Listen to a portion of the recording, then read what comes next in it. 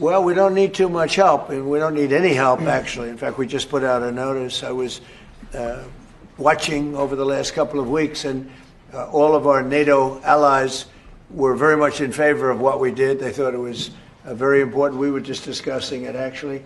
Very important that we take out the nuclear threat from Iran, and we've done that very strongly, very powerfully. We've wiped out their Navy, wiped out their military in every aspect. Their Air Force is now decimated. They have no Air Force, no Navy.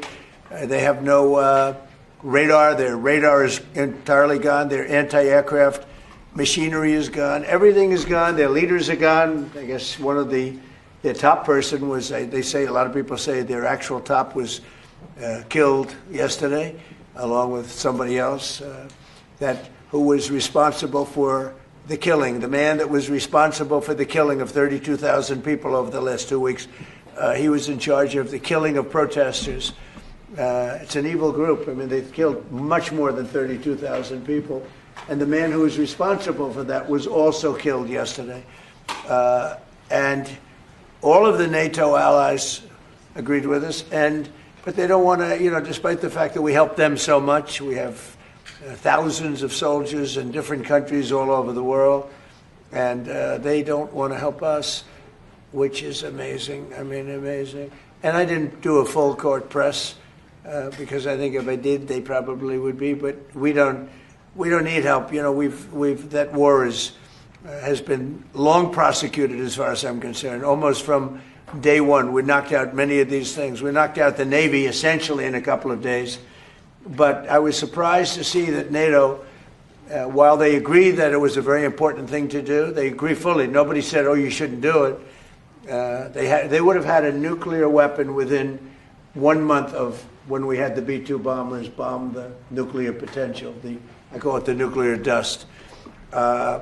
So I think NATO's making a very foolish mistake. And I've long said that, I wonder whether or not NATO would ever be there for us.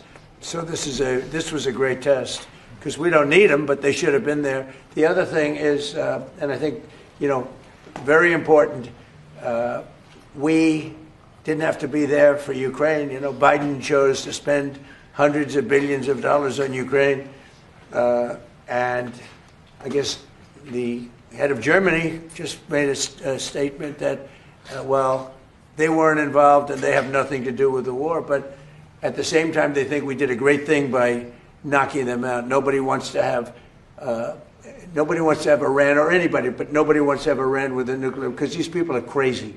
They're absolutely crazy, and they're vicious, violent. I mean, they killed, think of it. They killed, now I hear it's about 41,000 people. They put out a notice 2 days ago. Anybody that protests will be immediately shot and killed. That's pretty tough stuff. So everyone agrees with us, but they don't want to help. And we as the United States have to remember that, because we think it's pretty shocking.